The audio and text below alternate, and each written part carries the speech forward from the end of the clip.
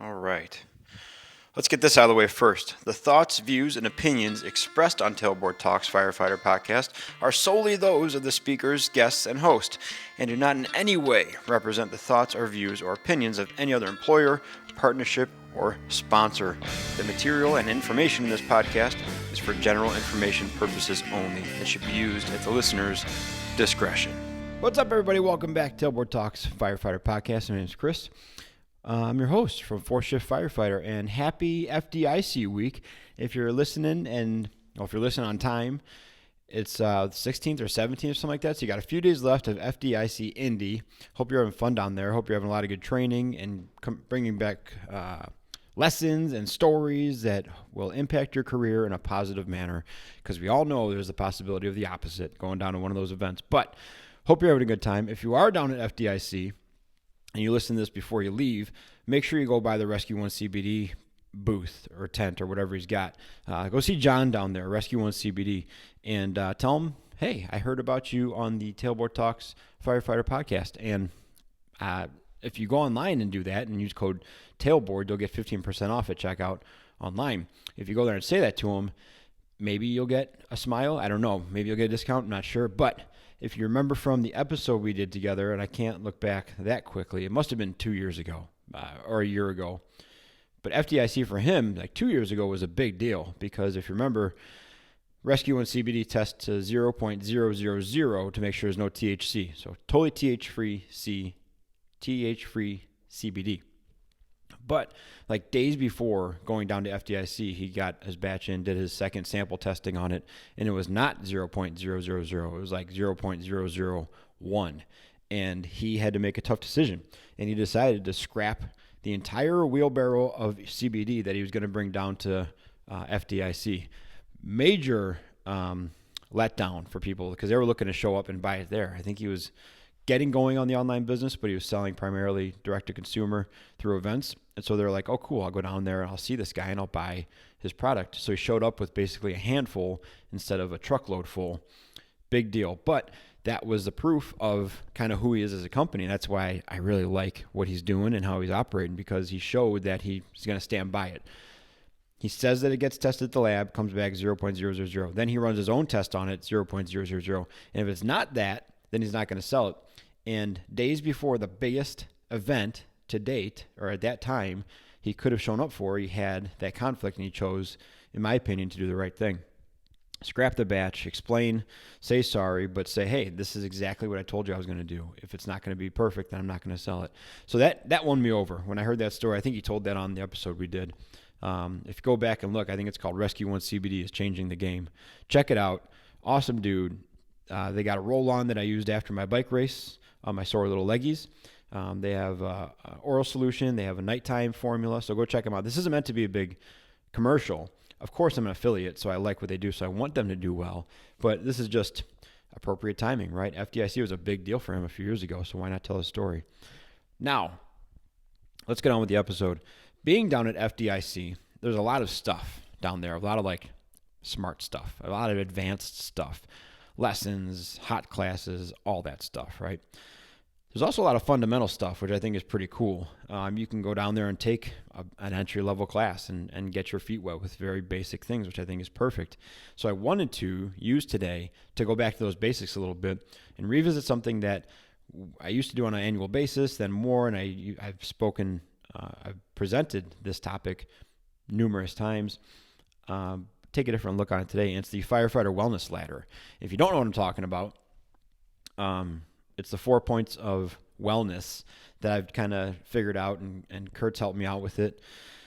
It comes down to fitness, behavioral health, nutrition, and sleep, but we've arranged them into a very easy to understand firefighter type of format, which is a ladder, right? So, a ladder and a stool. The stool doesn't really communicate to firefighters, but it's a good way to think about it. But there's 4 things, right?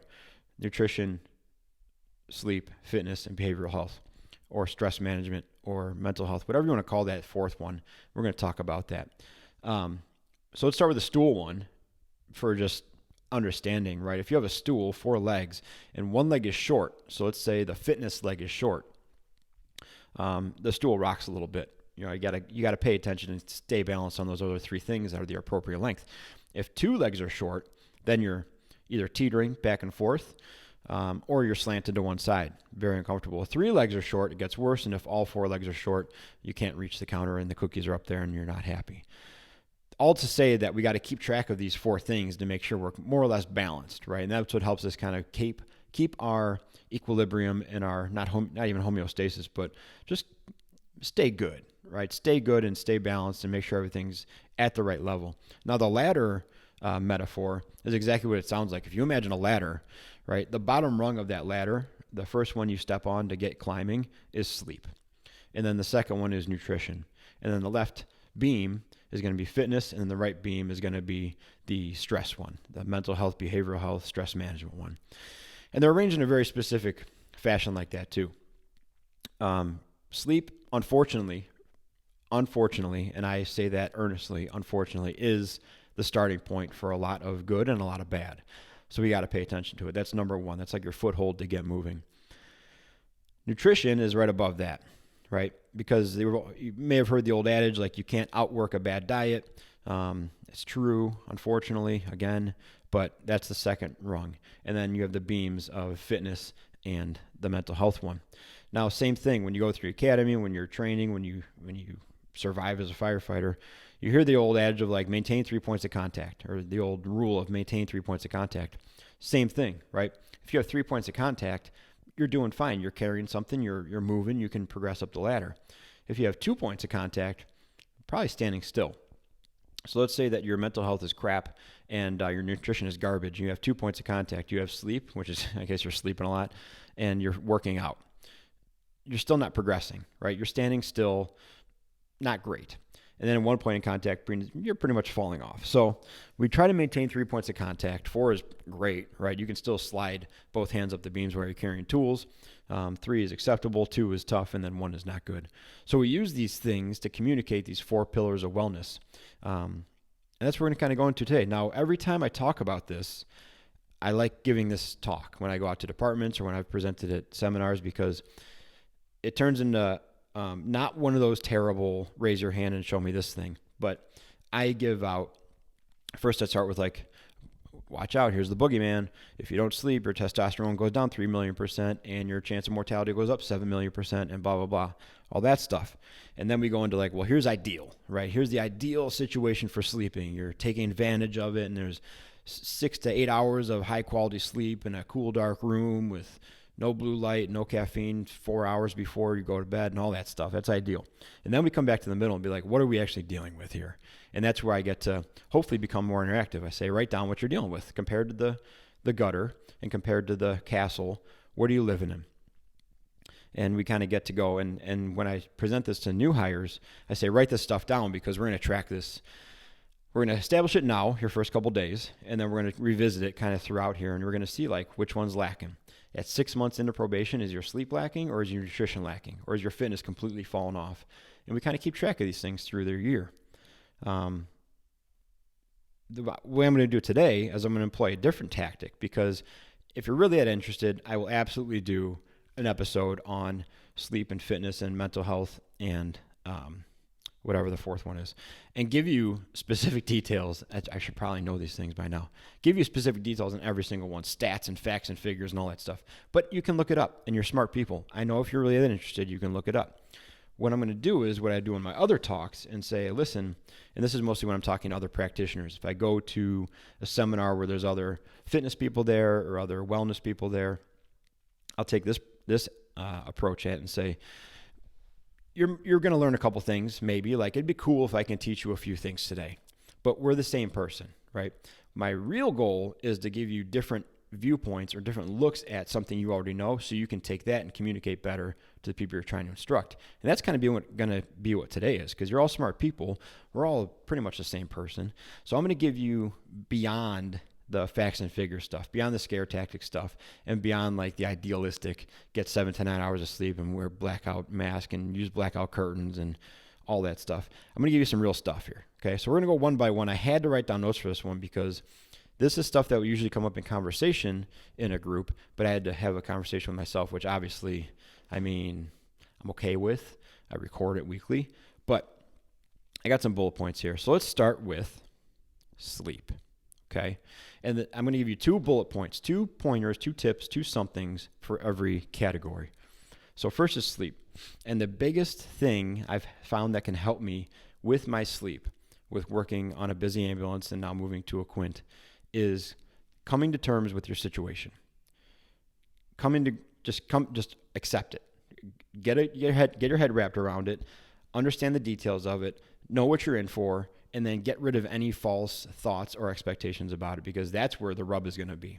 If you are on a busy ambulance or a busy company and you're like, man, I really hope I get 7 to 9 hours of sleep tonight, and you know that's absolutely not going to happen. You might get 4 at best, and it's probably going to be in chunks of 45 minutes.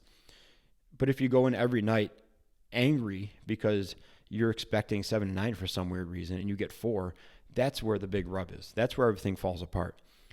If I go into shift every third day knowing that, okay, I'm going to be up a majority of the night, and bonus sleep if I get more than 3 or 4 hours, but I'm going to maybe take a nap during the day, and I got a good understanding with Katie about what happens when I come home very, very sleepy.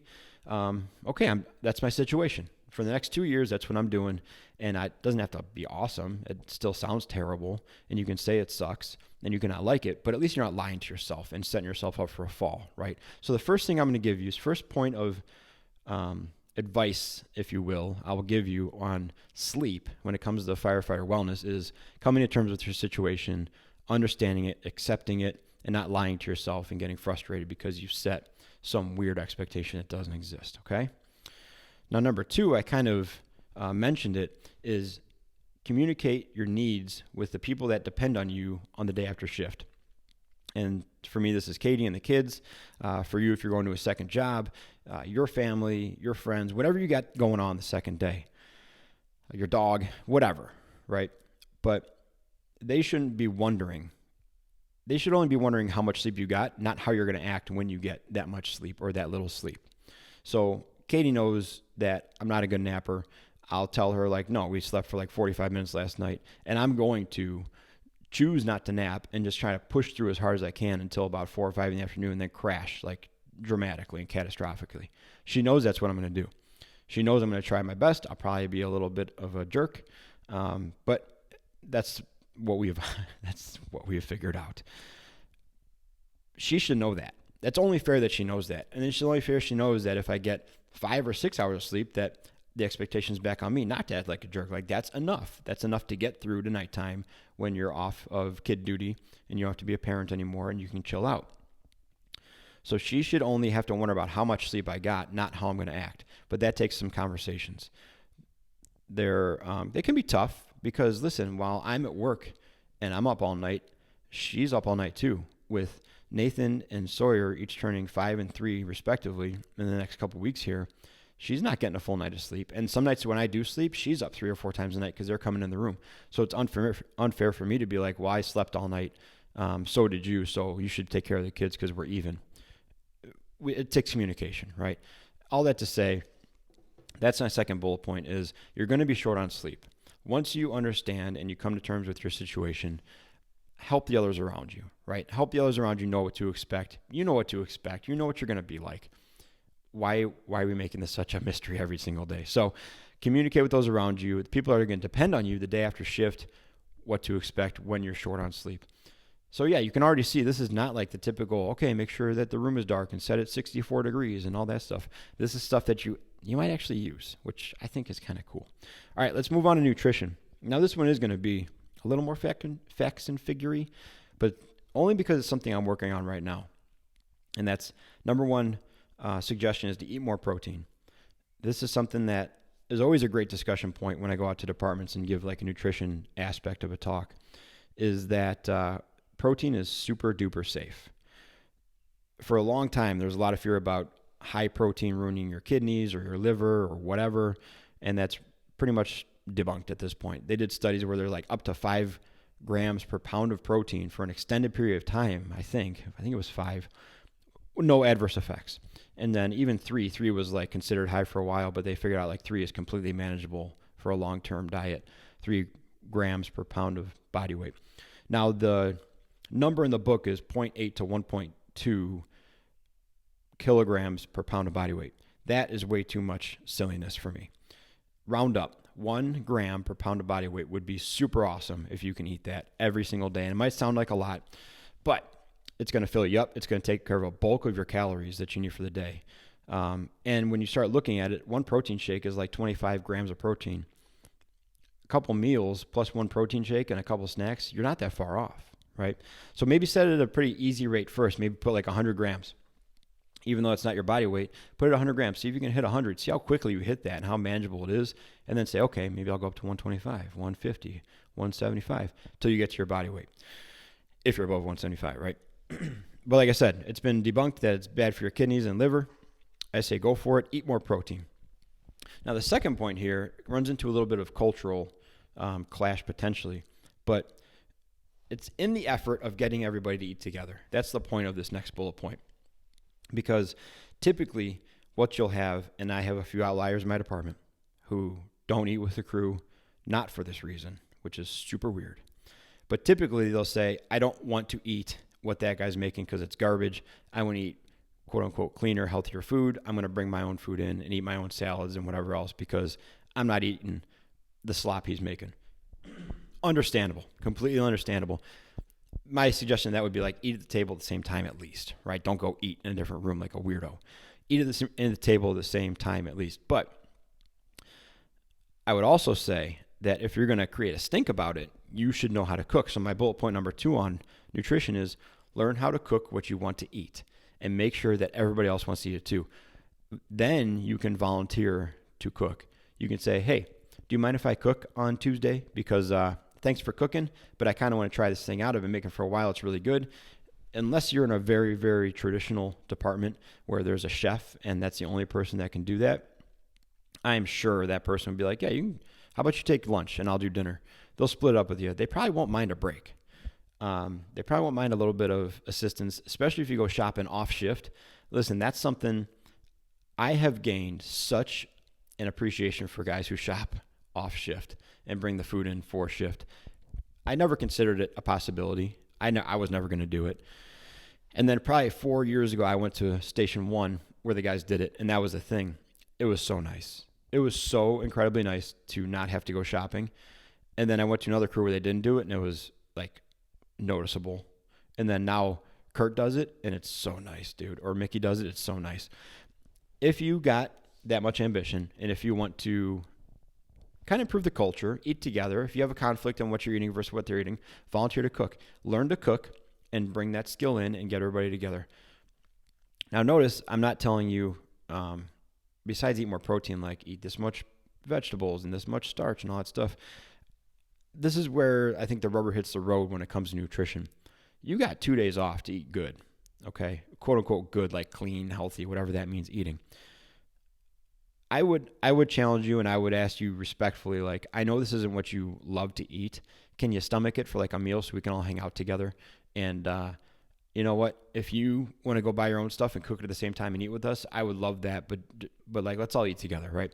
So that's where the rubber hits the road in this thing is like, let's all work together to be together instead of taking not the easy way, but like the separate way.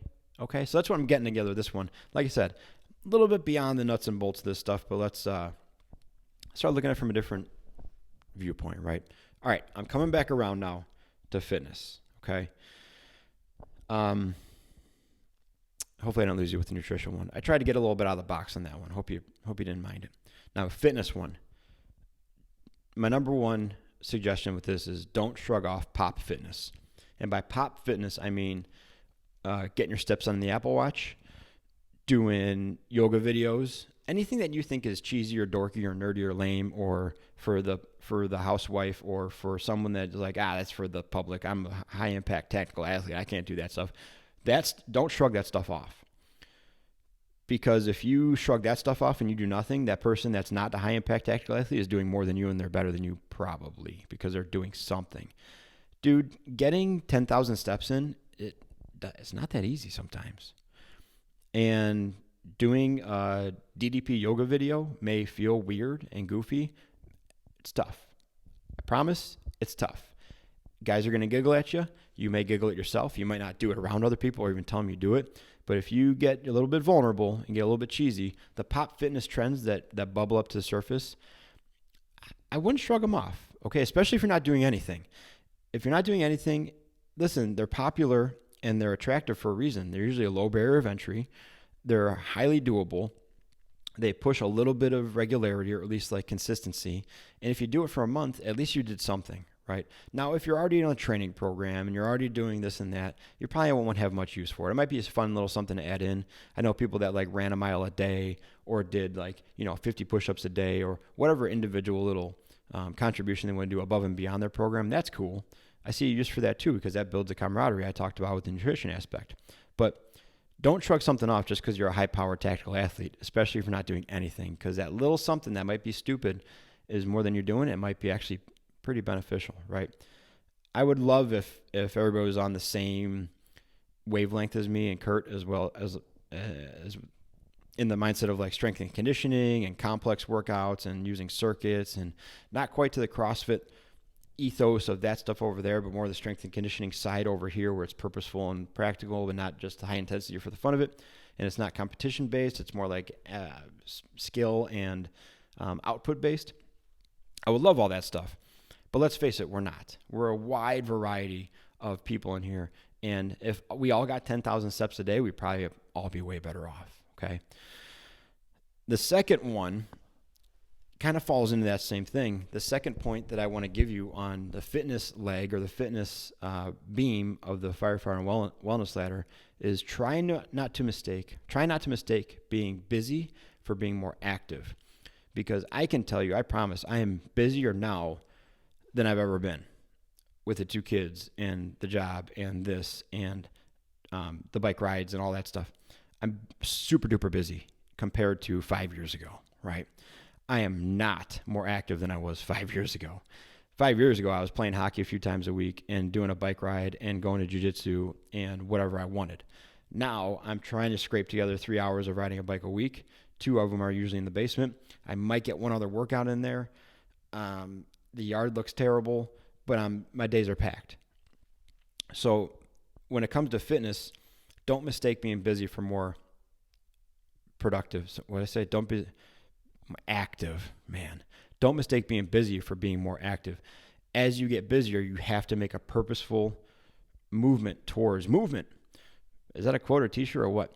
But you got to pay attention to it, because you're going to feel like by the end of the day, holy crap, I've been moving all day. And then you look at your Apple Watch and you got 4,000 steps. And you look like, when's the last time I actually worked out? It was a week ago. Case in point, I did the 30-mile bike ride on Saturday. It's now Wednesday, and I have not worked out since, because they're busy. That's way too many days off. I'm training for this 77-mile crazy hilly ride in August. That's way too many days off without a training session, but busy. It's 8:07 at night now, and I'm recording the episode for tomorrow morning. Busy, not more active. So make a purposeful push towards fitness when you're busy. It's going to have to be more purposeful as you get older, as you get more stuff going on, to keep that fourth or third point of contact on the ladder. All right. Now, behavioral health. I'm already going long on this thing, so I'm going to save the big spiel, right? I changed this from mental health, from resiliency to behavioral health, because for lots of us, until our mental health or injury affects our behavior, we don't pay attention to it, or we shrug it off or feel like it's just a bad day. So I changed it to behavioral health, because that's when we actually start to pay attention to it. 2 points on behavioral health, or on the stress management or stress reduction or mental health beam of this thing. And this is something I've been learning too as I get more and more into this bike riding thing. The first one is rest before you're tired. And that became apparent 2 races ago when I cramped up, and then I started pacing myself, and it was far too late. The gas tank was empty and I was shot, but then I was like, I'll take a break for a little bit after I'd already crapped out. This last one in Michigan, I was tracking my heart rate better, and I saw I was running at a way too high heart rate for way too long. And before I crapped out, I throttled back, saved a little bit, and then I was able to push in kind of waves throughout the 30 miles. So rest before you're tired. Same thing goes to your brain, man. Take a break. Take whatever measures you need to before you hit your breaking point. Because once you hit your breaking point, it takes a lot more work to get back. So rest before you're tired, okay? And the second one is, I'm going to tie it back. I'm taking the easy way out. I'm tying it back to the last episode. Find your thing. Find your thing that gives you a little bit of control on your life, a positive thing, okay? I would suggest not drinking, and I suggest not gambling, to name a few. But find your thing. Find your thing that gives you solitude, that re-energizes you, that gives you value, that gives you purpose, happiness. For me, it's creating, it's doing this stuff, it's teaching, but it's also, I put the caveat in the last episode, please go back and listen to it if you haven't already. It's got to be something that isn't dependent on anyone. You're going to do alone if nobody else wants to do it. And when you do it and people ask you about it, you say that you do it because you want to, not because you have to. It's not incentivized by anybody. You're not getting paid to do it, because that adds in a totally different side of this thing. But find your thing and have those conversations that we talked about way in the beginning with sleep, of like, I feel like I'm kind of unraveling here. I need to go do my thing to chill out for a little bit, or to rejuvenate, or to refocus, or to get my head wrapped around this for a little bit. I said in the last episode, I used biking. I've used hockey in the past. You got to figure out what works for you and what setting that works in. If I am feeling stressed and overwhelmed, I'm not going on a group ride, or I'm not entering a race. I'm going to go ride alone for an hour on the prairie path and find some hills and do hill repeats and escape my brain for a little bit. You got to find what works for you. If you want more explanation on that, go back to the last episode. Find your thing, okay? So let's wrap this up. I'm at 26 minutes. I might cut a little bit out of it. But that's a non-typical presentation of the 4 pillars of firefighter wellness, or the firefighter wellness ladder. Maintain 3 points of contact, right? We have sleep, nutrition, fitness, and behavioral health. Remember, 4 points of contact on the ladder is perfect. You're moving fast. 3 points is totally acceptable. You can move forward, even carry some stuff with you. 2 points are standing still. 1 point you're falling off. Trying to maintain 3 points of contact on the firefighter wellness ladder. Okay, I'm going to put a graphic up a few times this week with the image of it. I hope you guys like the imagery of it. I hope you like the idea of it. If you're interested in having me out to talk about this topic in a more standardized format, like the slideshow I have, or this format, I like this one too, because it gets out of the box a little bit. Let me know. I can come out to departments. I would love to present at more conferences and seminars. I haven't applied at many yet this year, just because I'm having fun doing this and also doing the bike stuff and being with the kids. So that's really been a barrier. But I'm interested. Don't take that as a no. All right, let's wrap this thing up, guys. Thanks for hanging out. Please go visit Rescue One CBD, either online, or if you're down at FDIC, check them out. Use code TAILBOARD for your discount online. Let's all keep working on being more capable and durable, both on the job and away from it. I'll talk to you soon, and be a 4th shift firefighter.